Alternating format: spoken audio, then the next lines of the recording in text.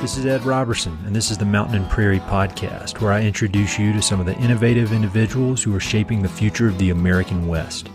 I meet most of these people through my work in ranch brokerage and land conservation, or through my hobbies and interests that revolve around spending time up high in the mountains. My guests include ranchers, writers, entrepreneurs, conservationists, athletes, artists, adventurers, pretty much anyone who's doing important work and has an interesting story to tell. My guest today is Noel Durant. Noel is the new executive director of the Crested Butte Land Trust, a conservation organization that protects and stewards the ranches, trails, open space, and wildlife habitat of Colorado's Gunnison Valley. Noel took the helm of the Land Trust in early 2017, and he brings a wide variety of conservation experience with him into the new role. He's worked as a member of the Interagency Hotshot Crew, fighting fires across the American West. He's also worked for regional and national conservation organizations, doing everything from managing large swaths of rural land to developing urban trail systems. Noel's resume speaks for itself, but what's even more impressive is his intense curiosity and deep knowledge around all things conservation. Whether discussing the history of the Gunnison Valley or the ideas of Wendell Berry, it's clear that Noel has a true passion for his work and a vision for the future of conservation in Colorado and beyond.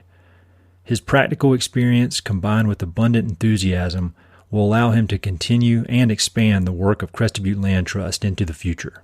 As listeners of this podcast know, Crested Butte is one of my favorite places in the American West, if not the favorite. Its ranching heritage, world-class recreation, and genuine community make it a unique and rare place in today's American West. In our conversation, Noel explains what makes Crested Butte and the Gunnison Valley so special, and how the Land Trust must balance the goals of such a wide range of various stakeholders. He talks about the history of conservation in the valley and where he sees conservation going in the future. We also discuss his time fighting fires throughout the West, how his early life and parents shaped his love of the outdoors, and lessons learned from his various roles in conservation. This is an excellent episode with lots of interesting information, so be sure to check out the episode notes for links to everything we discuss. I'm sure you'll agree that Crested Butte Land Trust is in great hands under the leadership of Noel. Hope you enjoy. When you meet somebody for the first time and they ask you, what do you do? How do you answer that? Well, I would say in my current job, I'd say I work with the community and willing landowners to protect place. That's the essence of what we do here at the Land Trust and what I do as the executive director. Yeah. So talk a little bit about Crested Butte Land Trust and what you guys do. First, talk about Crested Butte, because I think a lot of people who listen to this, they love the West, but it's surprising how many people I talk to who have never been to Crested Butte. And like we were just talking about before we started recording, it's my favorite place anywhere. And I've been everywhere in the West, and this is my favorite place. So talk about Crested Butte and then the work that you guys do here. Yeah. Well, it's an amazing community settled right in the Gunnison Valley, one of the more remote counties, not the most remote county in Colorado, but it's the town of Crested Butte is, it's an old mining town, and it wasn't a hard rock mining town. This was a coal town, and you can still see the legacy of that. And I think that sort of lack of immediate wealth of a coal mining town sort of kept this place a little on the fringe, longer than some of the other resort towns, and it allowed conservation to come in before real estate prices really went through the roof. And the immediacy of the heritage of mining, the connection we have to our working ranches. I mean, as you come up the Gunnison Valley from Gunnison, you're in it. You're in the working world of ranches, and you can see the operations happening. You know when they're haying, when they're moving their cows off their hay meadows and bringing them up to their public land allotments. It's a really unique place from that perspective of the connection to land and the working land aspect, and then the access to recreation is about unparalleled. It's 750 miles of trails in the immediate area. I'd say 20-mile radius of Crested Butte, and it's a remarkable place. It's a community that has taken real intention to protect what makes it special. So why do you think they were able to do that? Why do you think the folks in Gunnison Valley were able to do that compared to somewhere like Telluride, which is, I think, is equally spectacular as far as scenery and access to recreation, but it's as fancy as you can get. Well, same could be said for Aspen. Mm-hmm. So you mentioned it a little bit, the mining background, but are there any other, why do you think the community was able to look that far ahead? Well, I think that we were able to enjoy a relatively long period of this community not being discovered. So it was a combination of the residents. The mines closed down in the early 50s.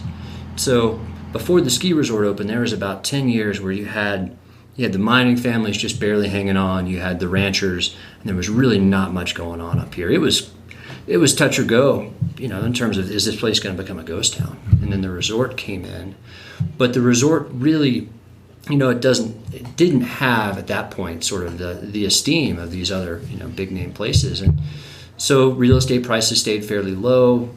You had sort of the you could call them the hippies of the '60s that moved into town. And really gravitated towards what the sort of the immediate surroundings of Crested Butte really valued the amazing nature that is basically right on the town's front door. Yeah, it is.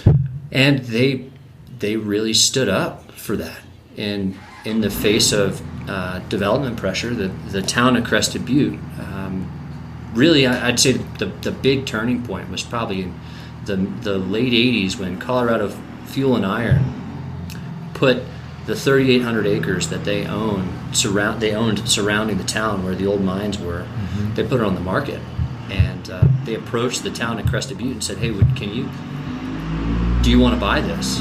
$2.8 million. It can be yours." Yep. The town had no money. They couldn't bond for, I think their bond limit was $1 million. Got it. And then they sort of saw the writing on the wall, like, oh my gosh, we need to figure out a mechanism by which we can protect the open space that surrounds the town. So they missed out on buying what's now Trappers Crossing. Okay. All of the 35-acre lots that surround town. And so they started thinking, what are ways that how can we create a financial mechanism to acquire property, and who's the entity to hold these real property interests outside of the town limits. Mm-hmm. And so the town planner and local attorney and local community-minded citizens said, we need to create a land trust. So right about that time that the town voted to institute a real estate transfer tax, mm-hmm. which at the time was 1.5% of any real estate transfer to value goes in open space conservation. And what year was all this? Or this was like approximately 1989 to 91 was when all this was happening. Got it. And so the real estate transfer tax was enacted, and at that time real estate prices weren't that high in town. But they said we need to move forward with this. What they ended up creating the land trust, this group of committed citizens, and they started going out and making deals happen and protecting the Slate River wetlands that divide the town of Crested Butte from the mountain. Like when there's two distinct communities. You've got the actual town with the old historic buildings, the street grid network, and then you've got this protected open space mm-hmm. that is a wildlife habitat corridor. You've got some of the most ecologically rich wetlands in the state just outside of town. And then as you get up to the ski resort, you get more of the more suburban development. Sure. I think that really is an amazing distinction between other communities, this sort of ring of open space that does allow for public access, but is also managed for wildlife. It's managed for ranching. I mean, the mission of the land trust is to protect and steward open space for recreation, wildlife, ranching, and scenic views in the Gunnison Valley to preserve its unique heritage and quality of life. Mm-hmm. And from the get-go, that's been the intent. So we have grazing leases on land trust property immediately outside of town. Some folks love it. Some folks would rather not have cows, 20 feet out their backyard, but that's the essence of what makes this place different. Well, and that's what I've always admired about the Crested Butte Land Trust, is that you guys you have to do a lot of different things because you're in this pretty small geographic area. Whereas like the Colorado Cattlemen's Land Trust, I interviewed Eric Glenn on this podcast. He was the first one I did. Yeah. Oh, no. Right. But he's got the whole state to work with, and he's got this very, focused niche of working ranches. And then you've got some others, around like in the foothills above Denver who are just working on that area. But you've got this very unique valley that has legit old multi-generational ranches, and then it's got 22-year-olds who just moved here out of college because they want to ski and ride mountain bikes. And so you kind of have to be, I don't know if this is the right phrase, but all things to all people. I mean, you kind of do. We do. And so could you talk a little bit about how you guys go about conserving land? Because I know you do it. You don't just do conservation easements. Sometimes you'll acquire land, and you've got a lot of different ways you do it because you have to, because you have to be creative in this kind of small geographic area. So can you just talk a little bit about that? Because I think a lot of people, the word conservation means a lot of things to a lot of different people. And it almost doesn't mean anything these days because it can mean so much different stuff. So maybe just talk about what does conservation look like to you and Crested Butte Land Trust. Yeah. So, conservation to me, it's all about conserving. It's about protecting what makes a place what it is. It's that sort of essence that when you say you're from somewhere, that somewhere is what we're trying to protect. That idea of a community in relation to its natural surroundings.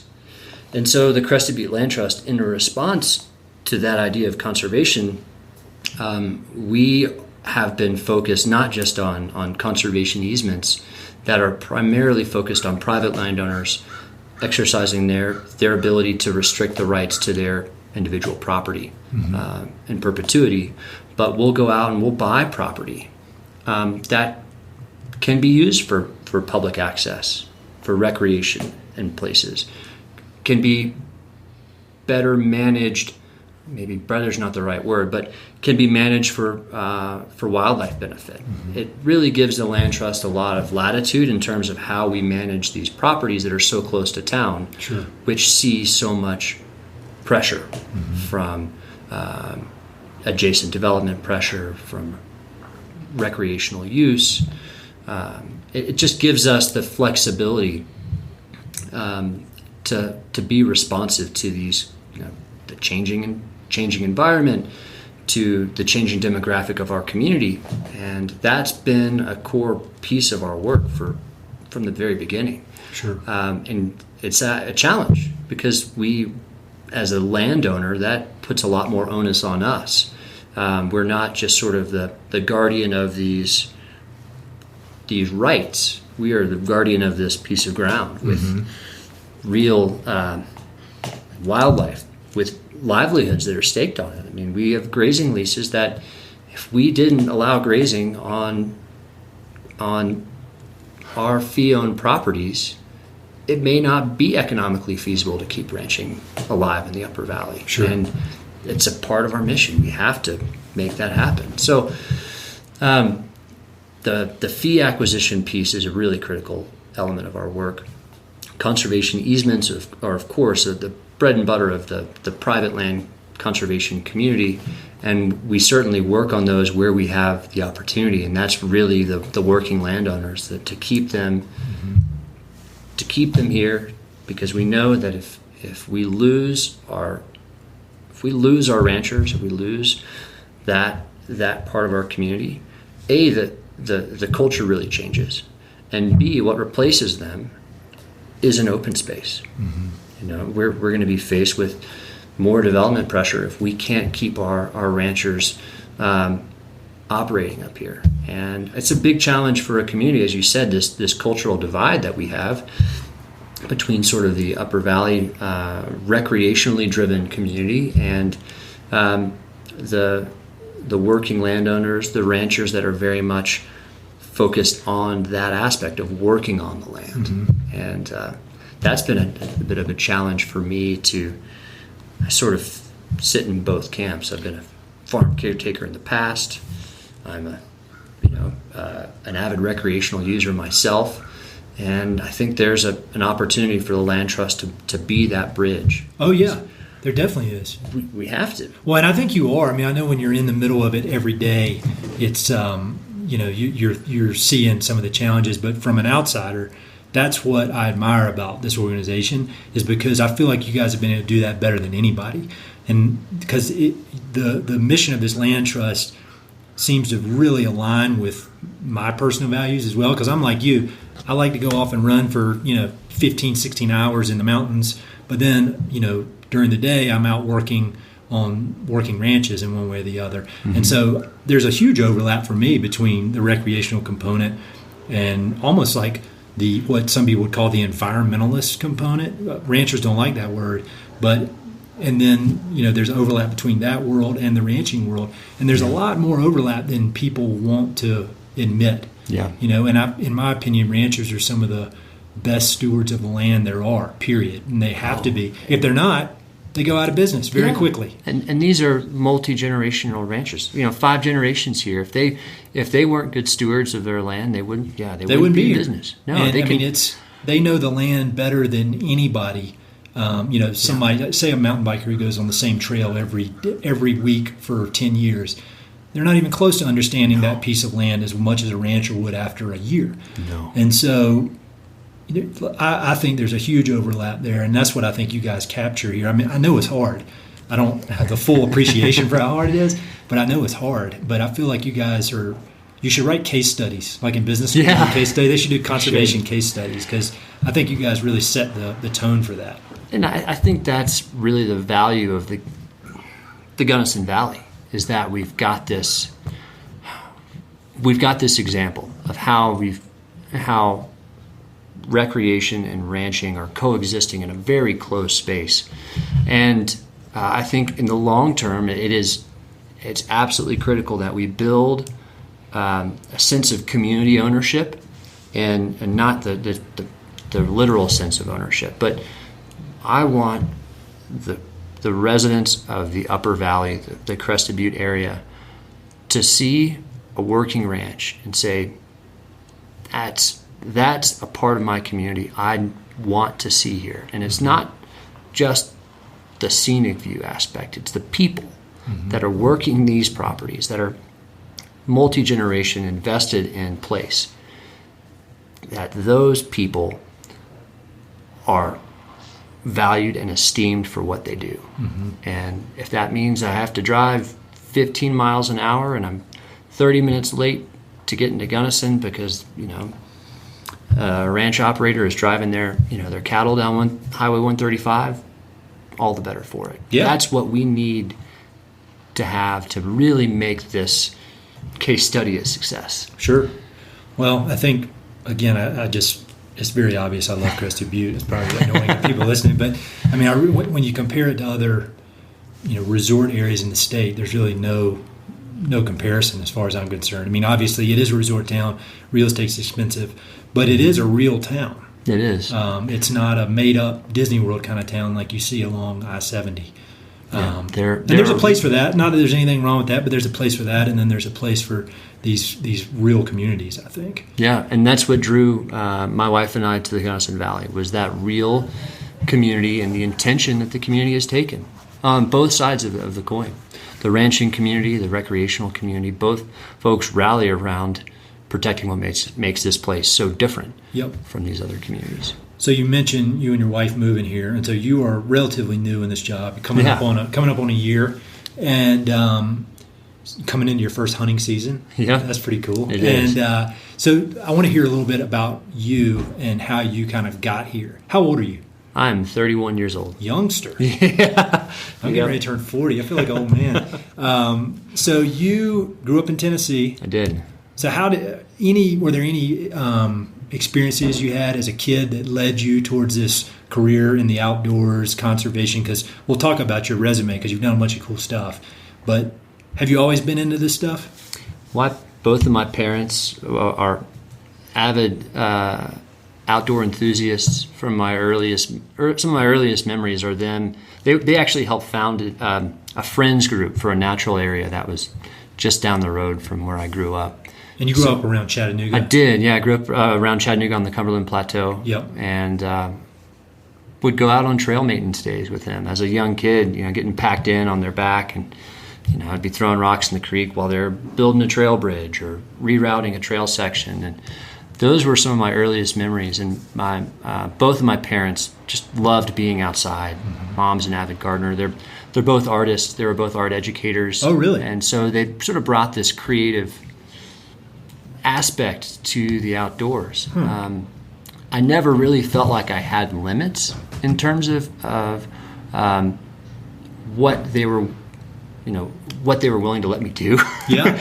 I mean, it was, it could be one day working in the garden with my mom, and we might have hit a snake or garter snake or something and killed it with a hoe or something, and she's like, can we dissect that? Can we like pull? She's like, oh yeah. So like, all of a sudden in the middle of the garden, we've all of a sudden turned into a science experiment. Sure. And my dad was an avid amateur naturalist, so we'd go on hikes and he would talk about the different forest regimes that we'd be walking through. Oh, cool. Sort of diving down in these sandstone coves where you've got these sheltered hemlock forests, and he would sort of be narrating this as we'd be walking along. And so that was from an early age, that was my perception of the outdoors. And I was very fortunate enough to be able to spend a semester in high school in Western North Carolina. Okay. In a program that was focused on outdoor leadership and Appalachian culture. What was that? It was called the Outdoor Academy of the Southern Appalachians.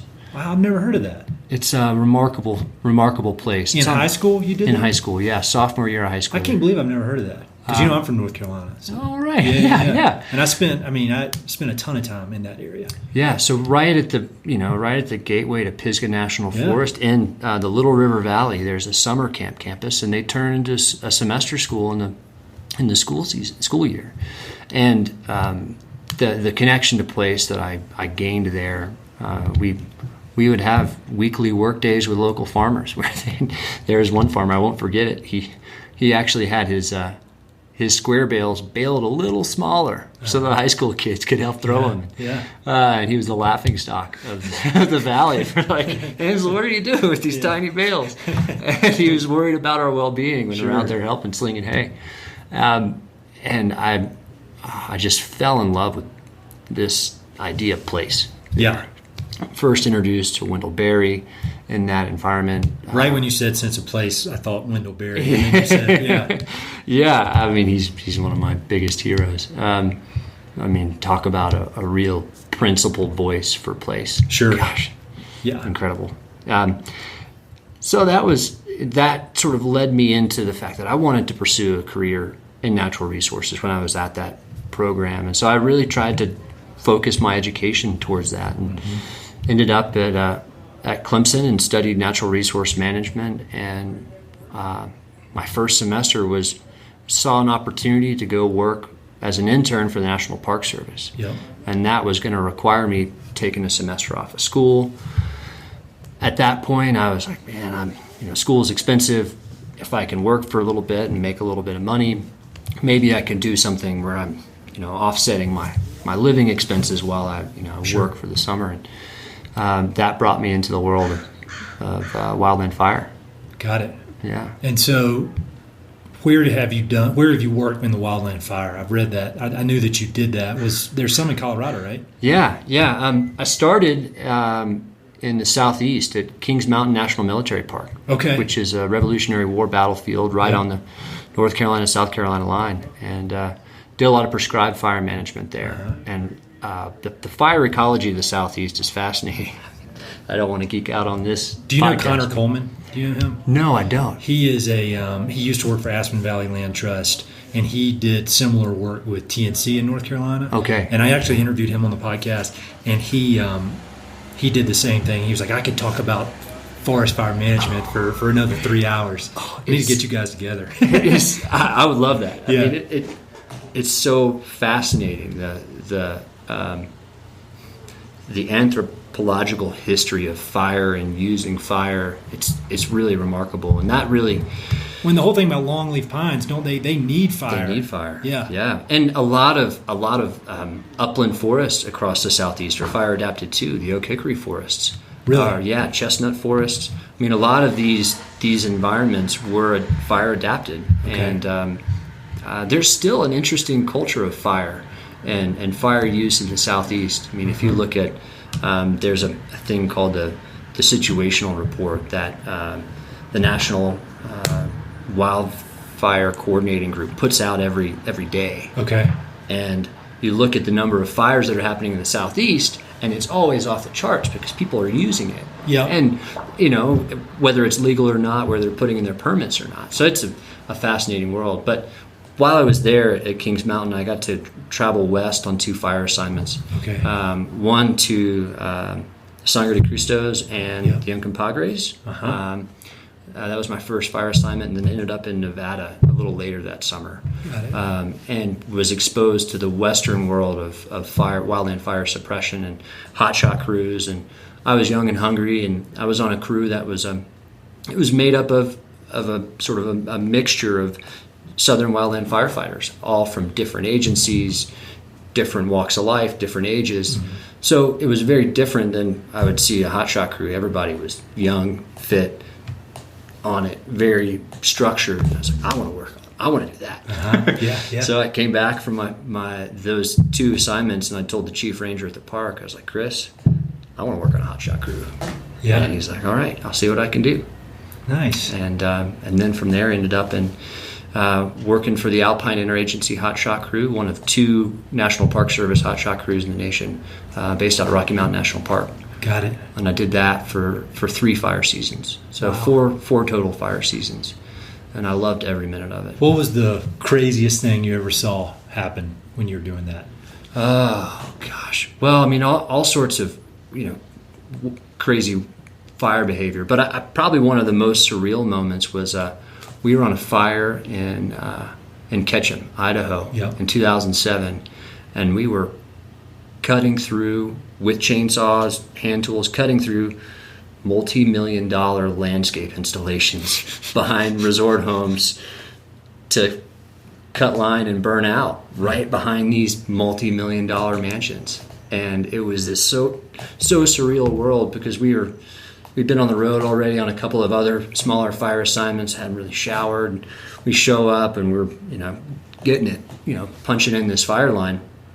And the homeowners are like out in the street having cocktail hour as we're like putting in this fire line. And I swear we had never worked that hard in our life. We had this audience of people that were like, you never get that. You're always way out, 30-minute helicopter ride in. There's no one around. And so we actually had an audience to do our work. That was probably one of the more surreal moments. And there were some real moments of tragedy too. Really? In that, yeah. I mean, I had a good friend who we were on a fire assignment on the north rim of the Grand Canyon.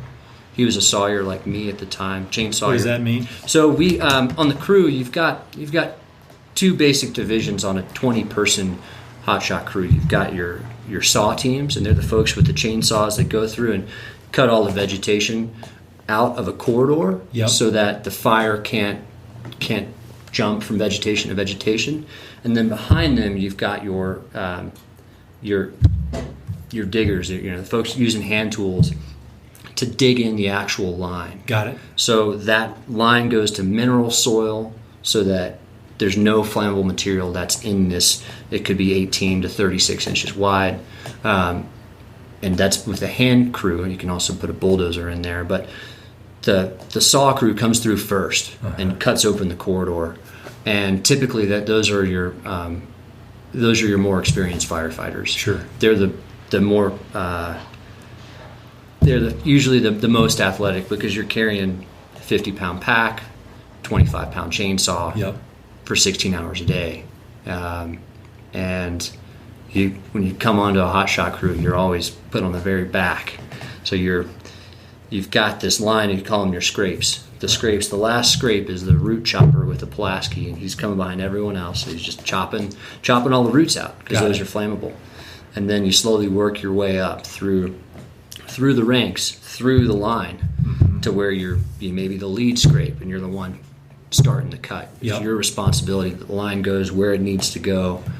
And then from there, they usually pick the young and hungry ones to jump onto a saw crew and swamp. Got it. Basically, you have two saw crew members on the team. You've got the sawyer, there's the one using the chainsaw, and the swamper is the one moving all the material the chainsaw cuts.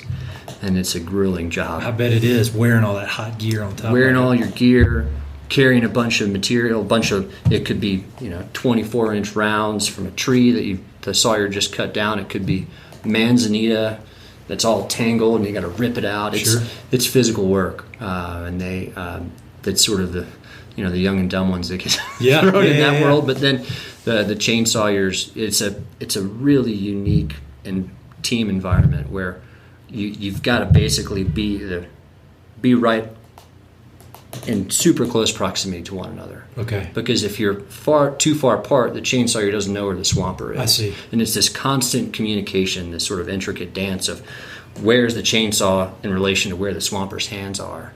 And you're trying to talk, but you can't really talk because it's loud. You're running this piece of equipment, and you really have to just build this sense of rapport and trust. And I wouldn't trade that environment for anything. That part of my experience, it was really remarkable. So when you would come off of those things, like season's over and you weren't doing it anymore, would you kind of get down in the dumps, like kind of missing that adventure? Oh my gosh, yes, I would. And I was doing that while I was in college, so I did have So you jump back into. I would jump back into college, work for it might be a full 6-month season, it might just be a summer, depending on the year, and I would usually get thrown right back into school, and I'd have something to sort of distract me. Sure. But there was one season, my first fire season. I sort of came out of that like, wow, how do I decompress from this world? And the next few years it was a little easier, but that first year, going from sort of that adrenaline charged and also very tight-knit community back into the irregular world was a challenge. People who listen to this podcast a lot are going to be so sick of hearing me say this, but there's this book by Sebastian Junger, Tribe. Have you read it? I did. I recommend that book all the time. I give it to so many people, and I think about it multiple times a day, every day, and that's not an exaggeration, but what he talks about with sense of purpose and sense of community, I just think there's nothing more true than that. Yeah. And I've never experienced anything like the forest fire, but like I've been on some climbing trips, like on Denali and Aconcagua, and you go out for 3 or 4 weeks with these people, and then you're on this mission to get up this mountain, and in the end, it's not doing anybody any good. Like Yvon Chouinard, I heard him call it conquistadors of the useless. That's what mountain climbers are. So it's not like I think it's anything noble, but you are building this bond with this community of people, and you're on a rope with them, and they're, if you fall in, you're expecting them to catch you. Yep. And you're focused on this goal, and it's dangerous. And I remember whenever I took me 2 times to do Denali, and both times when I came home, I was just like so kind of the daily BS. Just I didn't have much patience for it, and my then fiance, now wife, wasn't very happy with my attitude when I came home. So I couldn't imagine how it is after doing something like that, where it's really intense, stakes are high. There's a very great purpose to it. In that book, he even talks about people come home from the Peace Corps and they have a hard time readjusting. Yeah. I think one aspect of the fire world is that it's temporary. Mm-hmm. It's 6 months. And honestly, by the end of that 6 months, you're worn so thin that you're ready for a break. But also, when you're worn that far down, it's a little easier to sort of get down in the dumps and miss that that sense of community, that camaraderie. Yeah. You mentioned some tragedy. Is that something you do want to talk about? Yeah, I'll talk about it. I mean, I didn't have any super close friends that perished in wildland fire, but I was on fire assignments where death occurred, and I was mentioning my friend earlier who was a sawyer as well in the North Rim. He was on a chainsaw and was cutting an aspen snag that was on fire. It's something you regularly do, but he had checked the fuel on his saw just maybe 30 seconds before cutting that tree down, and he had some fuel vapors on his chainsaw shafts. He lit into the tree with the saw, and out came this burst of flame, and his legs went up in flames and came running out, and we tackled him and patted him out, and he got flown as a precaution to a burn center just south of the Grand Canyon. I can't remember exactly where it was, maybe Flagstaff, and we were all kind of spooked by that. And then not 2 days later, there was another medical incident on that fire where another firefighter had to be medevaced out via helicopter, and there was a midair collision between two helicopters, and everyone perished. What year was that? That was in 2000. I think it was 2008. I feel like I remember and hearing it about that. It was so tragic. Aviation incidents were the most common.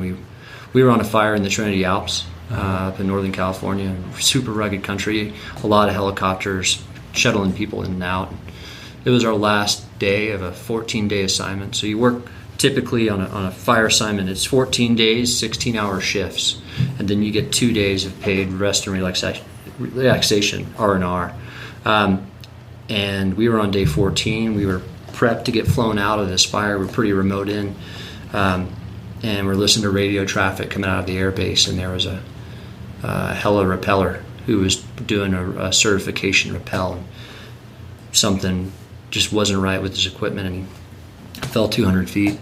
And we listened to the whole thing on the radio and the medical traffic, and I mean, that same crew had just flown us in, not 2 weeks before, and that's it just shows you how serious it is. I mean, it sounds real cool and romantic and all that kind of thing, but when you really start thinking about the consequences and how many variables there are and how many moving parts, I mean, there's a lot of dangerous stuff involved.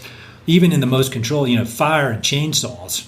Yeah. I mean, there aren't many things more dangerous than those two together. Yeah. Well, they say commercial tree trimmers is one of the most dangerous jobs you can have. Oh, I can imagine. Yeah. And that's what Sebastian Junger, the guy that wrote Tribe, when he was writing Perfect Storm, the idea came to him when he was laid up in the hospital because he was a commercial tree trimmer, and he basically almost cut his leg off. And he was like, I wonder what other dangerous jobs there are. That book, Fire, that was my first Sebastian Junger book I read. It was about one. Dangerous jobs. Yeah, I need to read that again.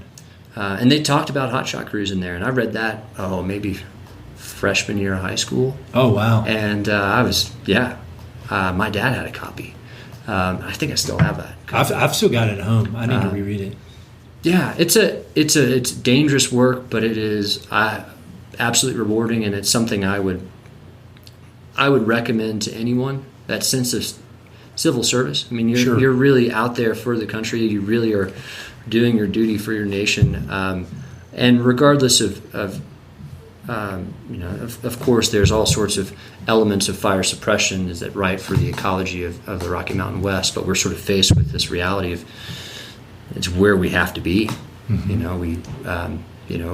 75 years of fire suppression have made it inevitable that we have to go out there and work on it. And a lot of my good friends are still on that hotshot crew, and I mean, you'll be friends with those guys for life. And I have the utmost respect for the guys that have put in 10, 12, 25 years in that world. It's truly remarkable. They're basically like world-class athletes they're like professional athletes to be able to do that kind of hard physical work that long. Yeah. I mean, I could keep asking you questions about this the whole time. We'll do a part 2 where we just talk about this. So you did that for 4 seasons. Then what was next? Well, really what took me out of that world, I had every intention of trying to go jump be a smoke jumper. But I was on a fire in the Trinity Alps. It was that fire that I came back to the crew rig, the truck. We don't have cell reception. And I checked my phone, and turns out my dad had 2 heart operations while I was out in the sticks, and I didn't know it. And so that sort of made me rethink how I was living my life, what family meant, what my responsibilities as a son are. And so at the end of that fire season, I moved back to Chattanooga. I had every intention of going to grad school, but this was in the height of the recession.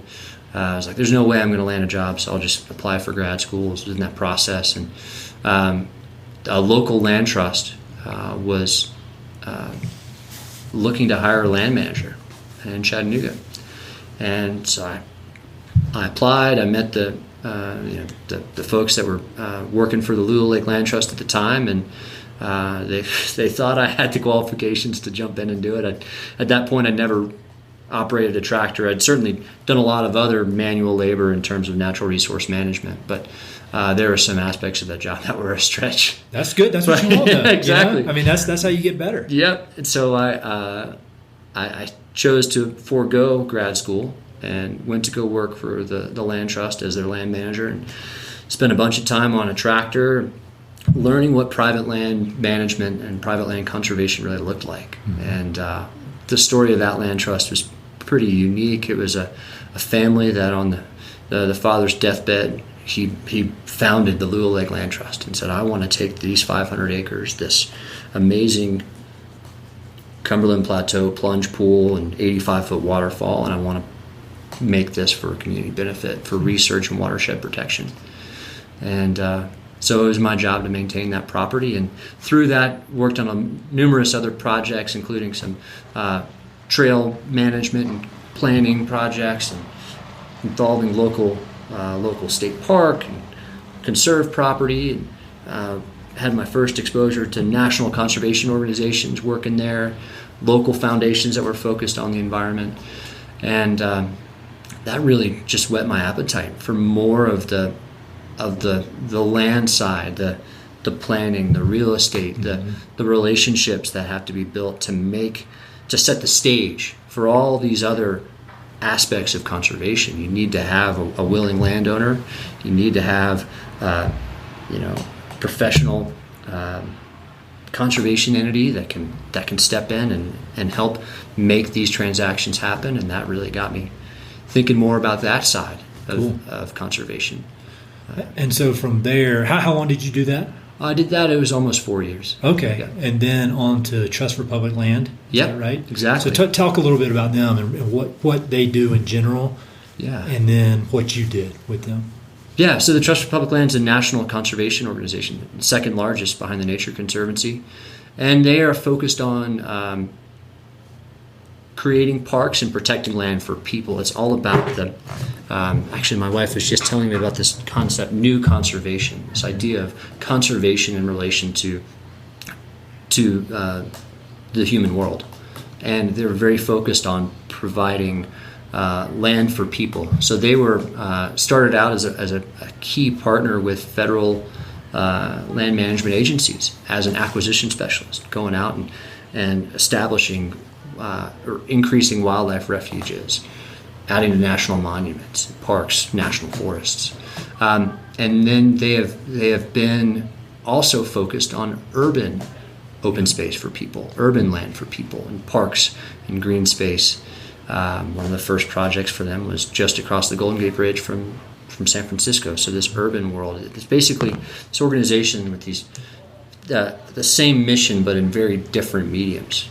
Big iconic landscapes and close to home parks. I think you need both. You Both. Definitely do, because in talking with different conservationists on this podcast, and then just in my own opinion, I'd say more times than not when you're talking to people involved in land conservation, you say, what will help with land conservation? They say, get more people outside, take kids outside. Without a doubt. And, most people, in the city, for better or for worse, they may not have the resources, or not most, but a lot of people in cities may not have the resources to drive up the mountains every weekend. And so having these open spaces is extremely important to kind of whet people's appetite for the natural world, which leads to, getting in the big mountains, which leads to just caring about the places, which is what leads to conservation. Without a doubt, when you are in the natural world, when you have that immediate connection of you in this environment that's not in your living room, it's outside, it's this sense of wild, it is absolutely critical. And we that urban work is a complete necessity towards protecting the wild places.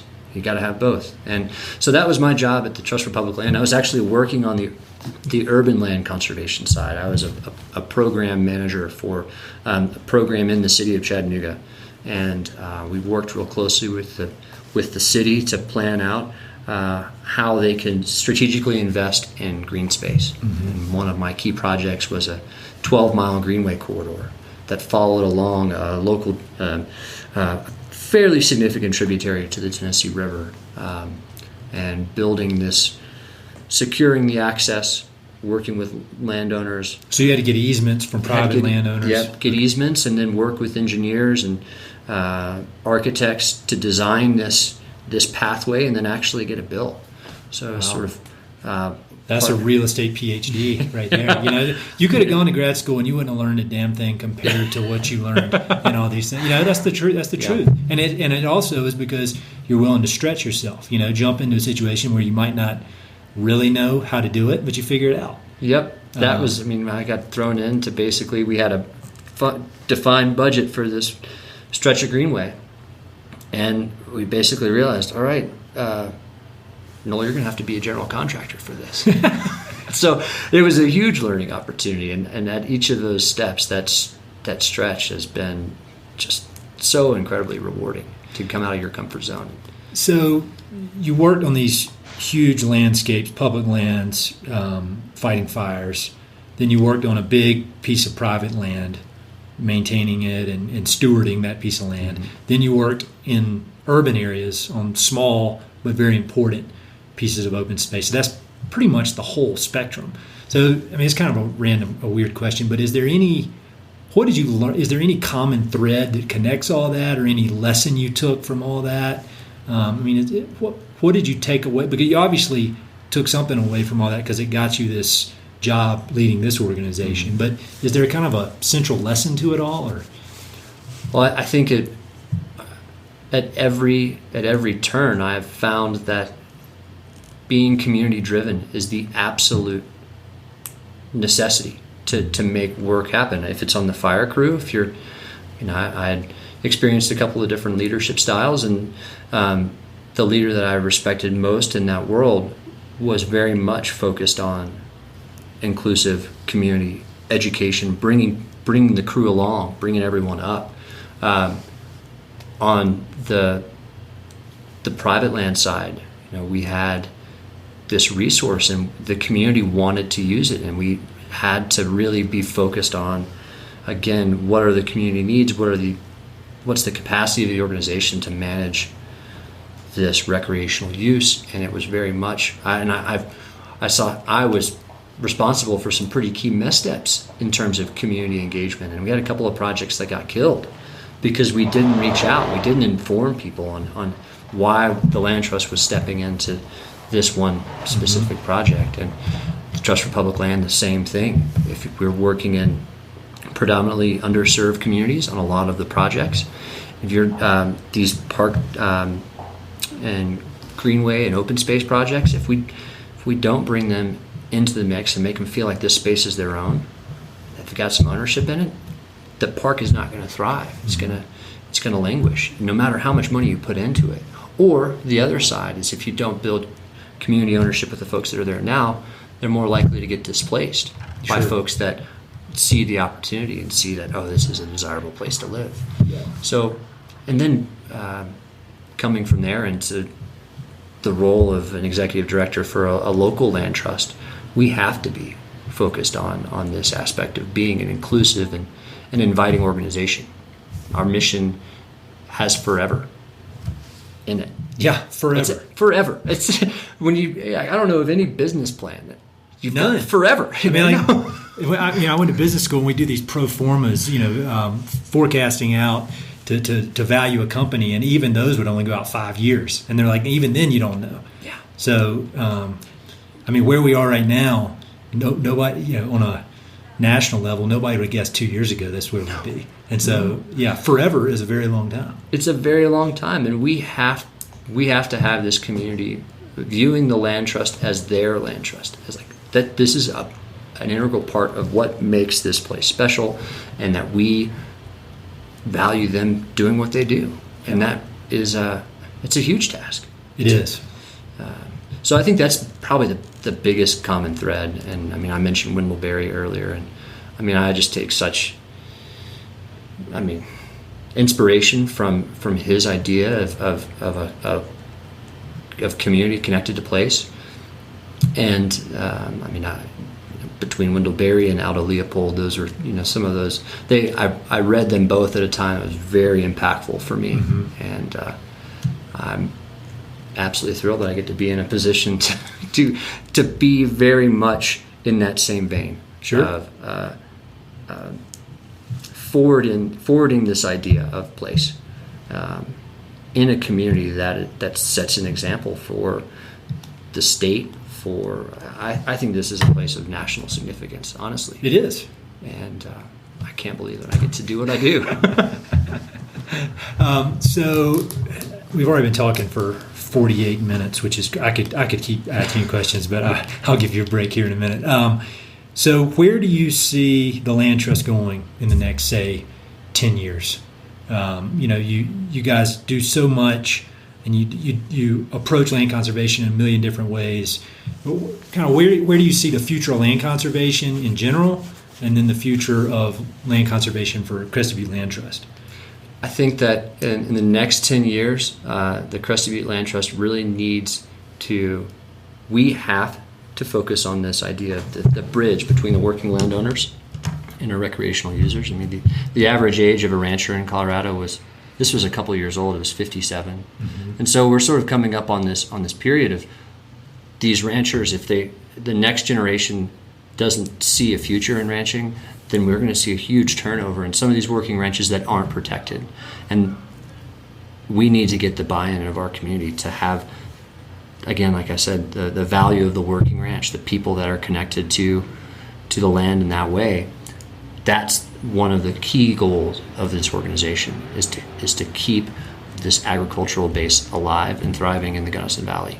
And that's on this one aspect. The other side is we've got this, and that's really future acquisition, land protection projects, working with new landowners, building trust towards these conservation easements. The other challenge that we have in the next 10 years and opportunities, Crested Butte and the Gunnison Valley has been discovered. We have seen an exponential increase in recreational use on our trails, on our forest roads, on our rivers, and the land trust really has to step forward and decisively bring together the key stakeholders to make a cohesive management plan work for the lands that we protect. We can't do it alone. We can't act unilaterally. We know the complexities of river law, the complexities of adjacent landowner land management. We have to bring everyone to the table to figure out how we manage use of our lands so that we don't lose our wildlife and we don't lose our ranching heritage because of recreational pressure. Yep. And I think those are two of our, in the next 10 years, they're going to be two of our key focuses. And we've got really great staff here at the Crested Butte Land Trust focused on the stewardship, the land management side. And we've got some really great advocates and leaders who are helping us on the acquisition side, helping make these connections and think critically about the future of working lands in the Gunnison Valley. Well, I think this whole public lands fight that's going on right now is a great example of how sides that may be on opposite ends of the political spectrum can come together, because there are a lot of as hardcore right-wing people as you can get who maybe enjoy stereotypically on the hunting side, and then there's far left people who may be on the hiking or mountain biking side, but they've all come together to fight this effort to sell off public lands. Yeah. And so I think the cool thing about conservation is it is a nonpartisan issue. And it's that the example I gave is a little different because the ranchers aren't involved, but I think there's a huge opportunity here, and that sets a precedent for being able to bring these two groups that on the surface may look kind of different, but they share almost all the same values as far as when it comes to land. Mm-hmm. That's great. Well, I'm excited to see how things shake out, because it seems like you're off to a great start. Oh, thank you, Ed. I've got a lot of great advisors and mentors who are helping me think about this work, and it's so remarkable the different sides of the coin that come to conservation.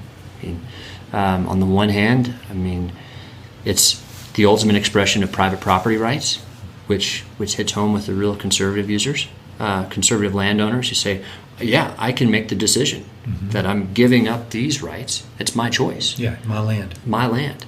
And then you've got the other side where, especially when you talk about community conservation, community-driven work like we have in the Slate River Valley, that conservation can provide these avenues of connection, can provide a glimpse of ranching, of wildlife habitat for folks that didn't grow up with that.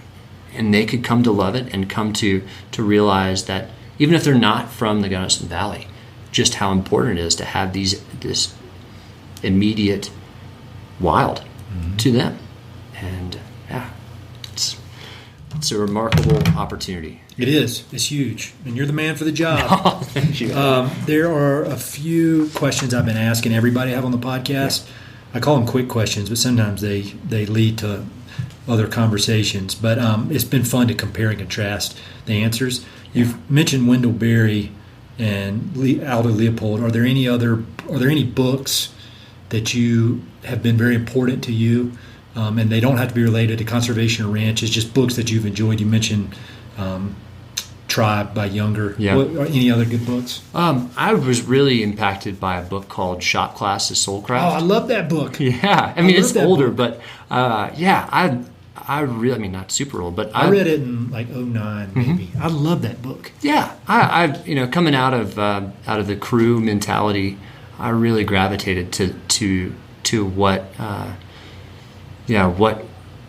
tenets were put out in that book. And I passed that book along to a lot of folks as well. For people who haven't heard of that book, it's about a guy, and he's a highly overeducated kind of philosopher kind of guy, a college professor who runs a motorcycle repair shop. And he talks about the importance of physical labor, hard work, problem solving, and how it's kind of missing in our day-to-day life. Yeah. That's a great book. Any others? And I'll put links to all these in the on the webpage. Winter by Rick Bass. I have not read that. It might be actually called Winter in Montana. But Rick Bass moved to the Yak River Valley in the early 90s and was a winter caretaker. He still lives up there, actually. He was a winter caretaker. I read that right before my wife and I moved from Chattanooga, Tennessee to the Gunnison Valley. Cool. Nice. To sort of prep myself for what winter looks like in the high country of Colorado. And that I really enjoyed that book.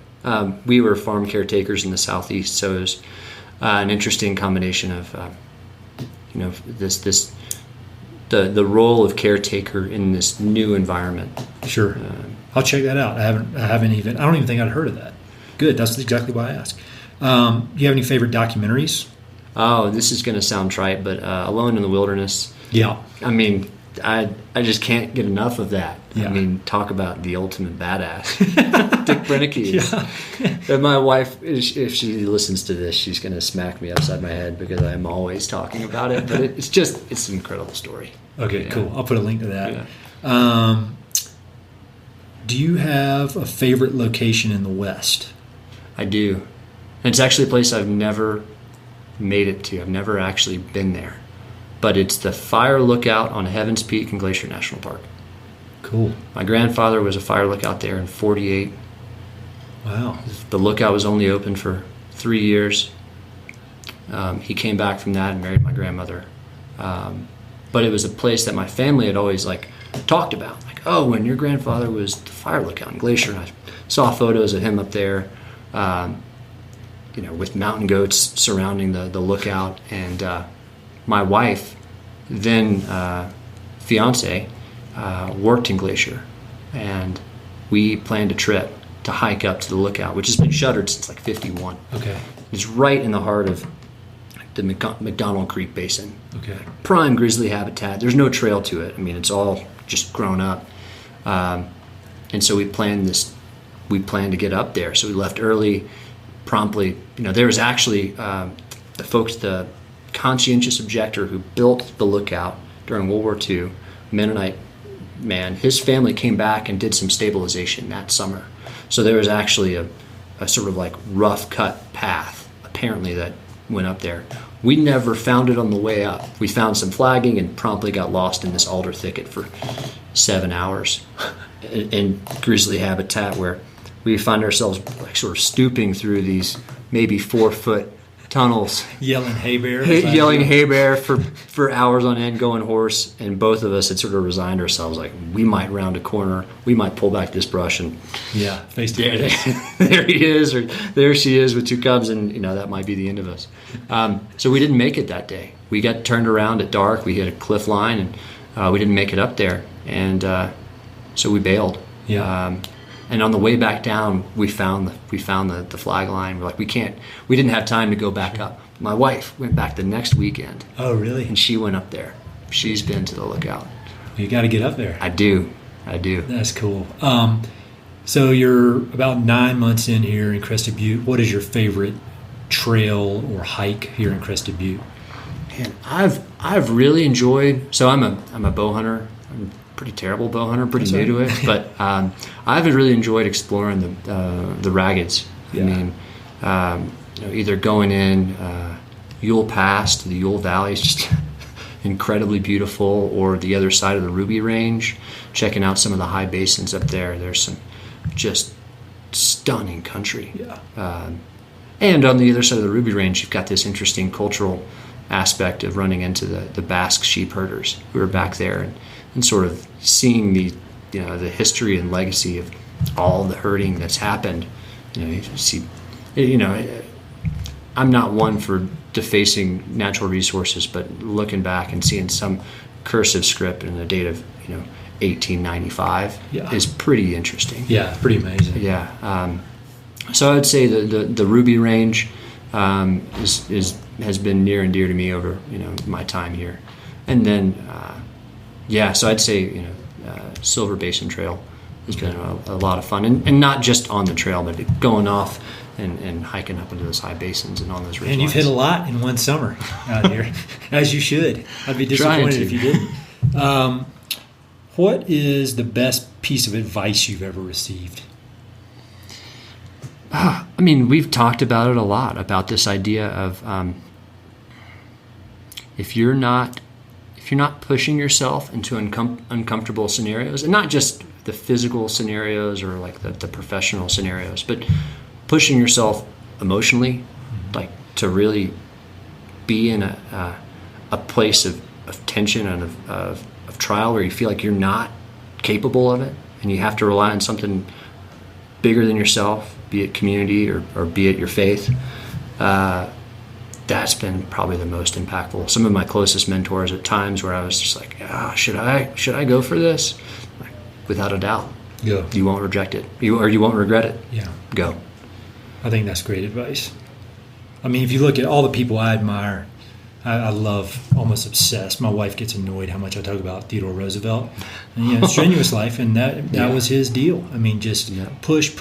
When he was a kid, they said, your heart doesn't work very well. You need to your life is going to be one of maybe a college professor sitting around writing letters all day. Said, nope, I'd rather die than do that. And so he went full speed, lived it out 60 years. He said he was going to die when he was 60, and he did. So next to last question, if you could make a request of the people listening to this, and it's just people that love the American West in one way or the other.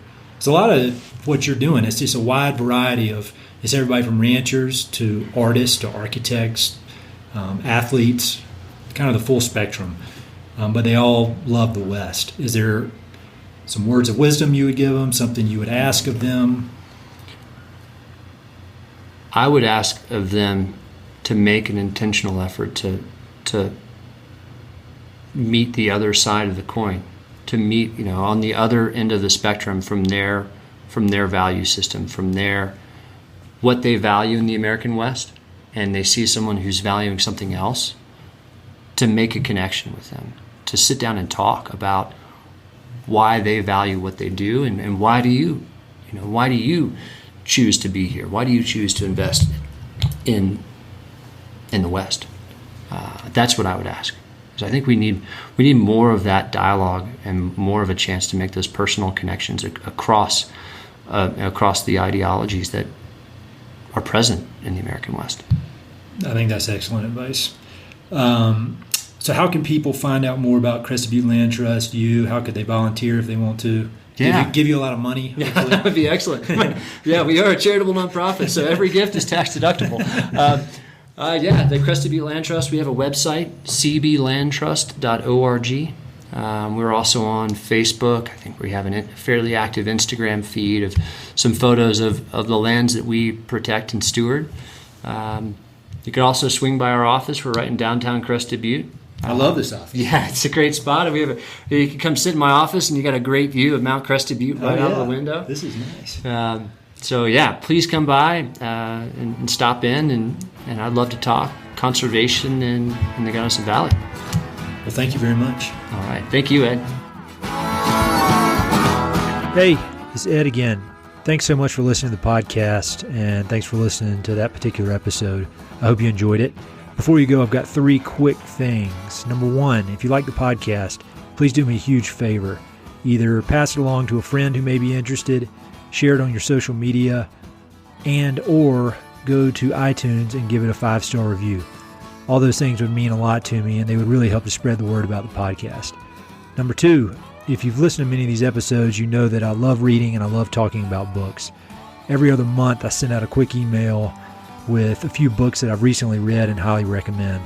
The subjects are varied, but they're pretty much all nonfiction with an emphasis on history, biographies, adventure narratives, and topics related to the American West. There are no sales pitches for ranches, no spam, no other kind of nonsense, just books. So if you'd like to sign up for the list, head to Mountain and Prairie/reading, or just go to Mountain and Prairie, and there's a massive tab at the top that says book recommendations. Click on it. There are a ton of good books that I've read. Some of the old email lists are on there. You can go crazy. There are a lot of books. And finally, if you know anyone I should interview for the podcast, please don't hesitate to reach out and let me know. All my contact info is at mountainandprairie.com, and I'm on all the social media stuff, Facebook, Twitter, Instagram, blah, blah, blah. So feel free to reach out. I'd love to have some recommendations and suggestions of interesting people I should meet. All right, that's it. Thanks for listening. Talk to you soon.